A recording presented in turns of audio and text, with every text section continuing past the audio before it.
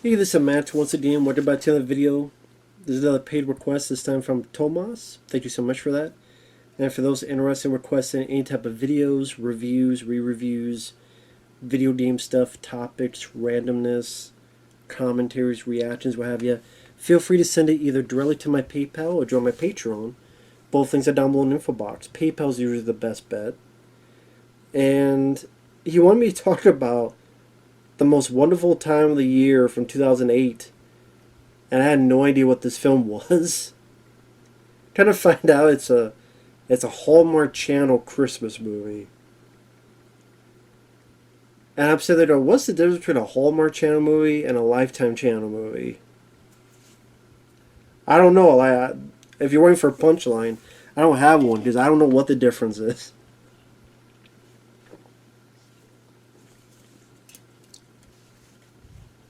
I guess another question is, has there ever been a good Hallmark Channel movie?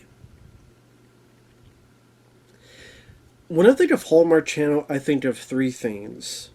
One, greeting cards. Two, there's a point that the director of the first Ninja Turtles film from 1990, Steve Barron, sometime in the late 90s, there was talks of him directing a Ninja Turtles movie, another live action one, and it was going to, for some reason, be on the Hallmark Channel, which I thought that was a very strange choice.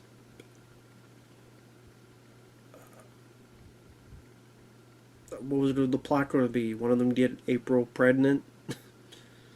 It was during Christmas, so Mikey will bake the Christmas turkeys, and Raph will be the one. He's going to be an unexpected daddy, and they'll end with a birth scene. Wow, and then the turtles singing, "We wish you a turtle Christmas." I don't know. And the third thing is safe, plain, predictable Christmas movies. And that's what this is. This feels like any number of those Christmas movies. Like, I'm surprised this didn't start like Dean Cain or someone like that. It's a single mom has a kid named Brian, and she doesn't believe in Christmas. I wonder if that's going to change by the end. Maybe. Maybe. And her uncle is coming in. Her uncle is played by Henry Winkler. Hey, best part of the movie, it's Henry Winkler. It's the Fonz. It's the guy from The Waterboy, the coach. It's the principal from Scream. It's Henry Winkler. It's the director of... Didn't he do Cop and a Half? With Burr Reynolds. And he's a retired cop. And there's even a point where he kind of takes a guy down. I say kind of because when it happens, they did like a wide shot. Just to, Henry Winkler probably takes a little bit more time, effort to take the guy down, but, show a bit more on a wide shot, maybe it looks a bit better. A little bit more believable. But he is going to go to see our main character for Christmas. But he didn't get on that darn plane. So the guy that helps him on the plane is this stranger who's a nice guy named Morgan. And the way he does it is he lies to the airliner and saying, yeah, one of your baggage claims hit him. Hey, you know what? We got a lot of security cameras here. We got a lot of evidence. I took some, signatures from people who were witnesses. We could always make this. Okay, what do you want? Okay, let's go ahead of the line here. And let's get first class. So he's a conniving asshole who just fucked over the airline, and more than likely someone's going to find out, because when you have to put people into first class, they usually want to know why. And then if they find out it was all bullshit, they could get fired. Because that kind of shit is what happens in the real world, but these films are not about the real world. So they try to curtail that with the guy at, hey, I have an issue, and the lady kind of asks, yeah, you, everybody else, pal. So it's like, make sure she acts a little bit bitchy so that when they do fuck over the airline, hey, it's okay, it's all fine and dandy. Because Morgan's a nice guy. And he's doing a helpful deed for Henry Winkler. Because Henry Winkler's a nice guy. So they're on the plane, and Henry Winkler can't believe they're in first class. They can't believe you could get vodka and a beer. Oh shit! Holy shitballs of fire! Oh shit! So we go back to our lead lady who hates Christmas. She wants Christmas to be done and gone. Her son doesn't believe in Santa. I wonder if there's going to be a way for him to believe in Santa. And she's with this boyfriend, who of course is a douche. He's got to be a douche. Because if he wasn't a douche, when the inevitable thing happens where Morgan and Henry Winkler get there, and the Morgan guy and the girl start falling in love within 82 minutes of meeting each other, it'd be somewhat kind of stinky if she did it and the boyfriend she had was a nice guy, but because he's a douchebag, it's all fair on the playing ground. Play ball. Maybe 2 balls. Maybe hairy, maybe smooth. Who knows? What's your preference? I don't care. I don't give shit. Because instead we gotta worry about the turkey. The turkey. What turkey? The turkey the lady needs to cook for Christmas. Why am I talking like this? I don't fucking know. It's the most wonderful time of the year. Which, yes, the song does play at the beginning and the end. It's the most wonderful time of the year. But I thought, God, I'm not a big Christmas song fan. Some of them can work, like in Die Hard, but I don't know. Or Lethal Weapon. As she makes the turkey, she needs the supplies. So in order to showcase how she gets the supplies, let's have this Benny Hill type of fast speed. They don't have the music, but it's her getting all these supplies and go. And the score is very much what you picture in your head a Hallmark Christmas movie, what score would be. It has that score or type of score in it. Very safe, predictable, cliche, all for the family to enjoy. I don't know, it's like eating, I don't know what I say crackers, but I like crackers. It's like eating saltines that don't even have any salt on them. I don't fucking know. Bland. It just comes off as bland. Very, very bland. Henry Winkler, I guess depends. I like him. So I like to see him pop in from time to time, although sometimes they give him some really weird dialogue. Like he's trying to be funny. Because a girl, understandably, doesn't know to trust this guy. He's like, I don't know who this guy is. He could be a psycho.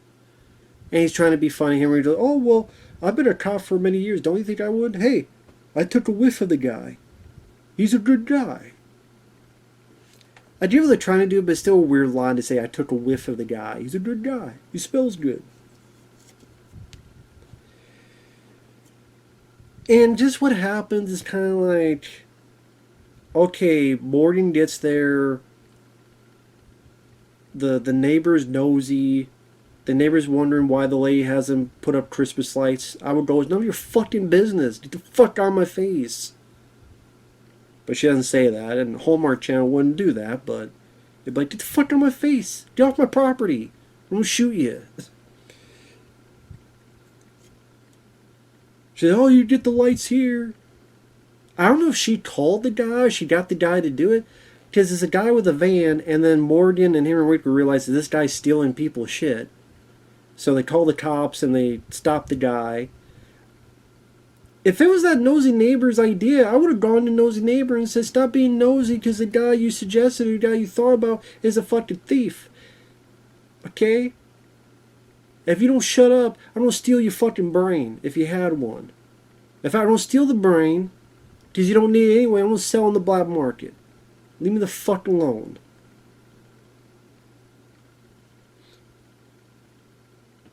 Or I'm going to take you, I'm going to tattoo a nose on your fucking forehead since you want to be so goddamn nosy. Because the nose knows. Time for you to have two of them here and here.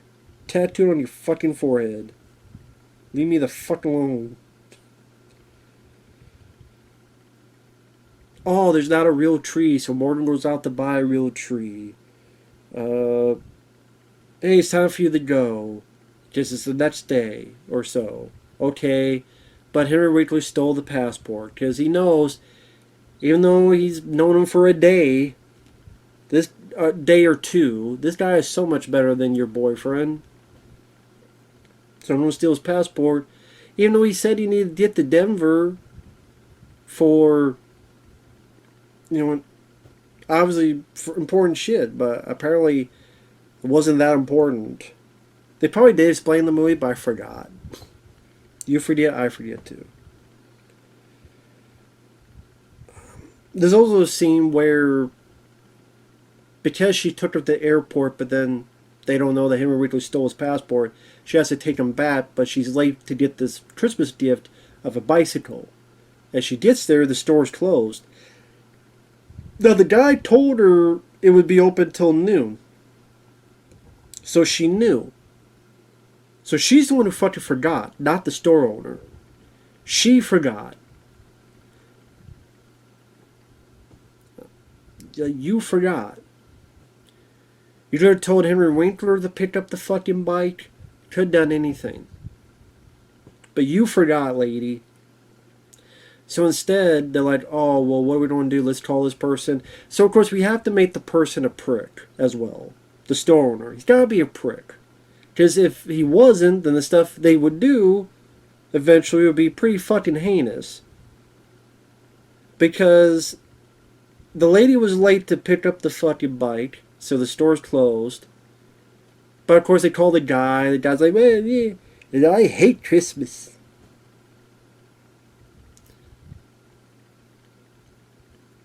So Morgan looks around, brights light the window, so the cops come there. And so the store owner comes there as well. Then Morgan goes up to the guy. And, oh, you guys did this? Huh, okay. Instead of, like, calling the cops, Morgan says, how about we go in the alleyway? We take care of this. Okay, buddy. So they go to the back of the alley. And then Morgan picks up, like, a trash can and smacks the fat guy in the face. Knocks him the fuck out. I thought for a split second he killed him, but it's a Hallmark movie, of course not. But smacked him right in the face. Knocked him right the fuck out. But of course he deserves it because he's a prick. He's a prick. He's a fat prick, too. But because he can't be a prick, he's got to be a fat prick, too. Because the stars have to be in perfect physical embodiment. They're the type to be on magazines of... Oh, did Hallmark have a magazine? I'm surprised they didn't, if they did. But kind of like what you see in Christmas catalogs back in the day, the cover model, that would be the stars of these.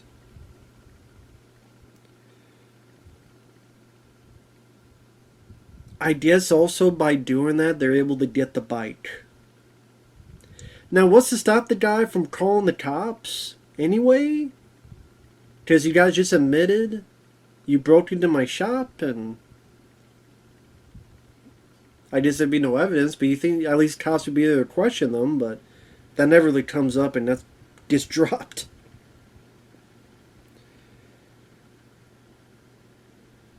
So you have other scenes. You have Henry Winkler giving his dead wife's earrings to our lead character. Hey, she would want you to have them. Someone in the family would have them.